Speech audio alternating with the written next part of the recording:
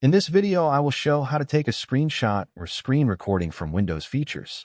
This screen recording method is the solution for those who do not have a computer powerful enough to install and use other heavy programs such as OBS. Just press Windows key plus mouse plus S, and it will appear this screen. Now you can select the size or type of screenshot you can take. For example, I chose a rectangle. If you want, you can also take a screenshot of a single window, or directly across the entire screen. All the screenshots you have taken are clearly located in the file manager in a folder named Screenshot.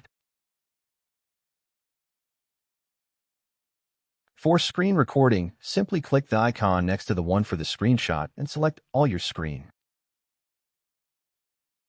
Click the Start button and wait for the timer to finish, and it will start recording.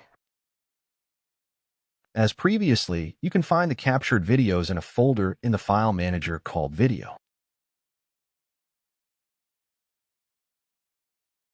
Thanks for watching, and don't forget to subscribe and leave a like to support us and see more videos like this.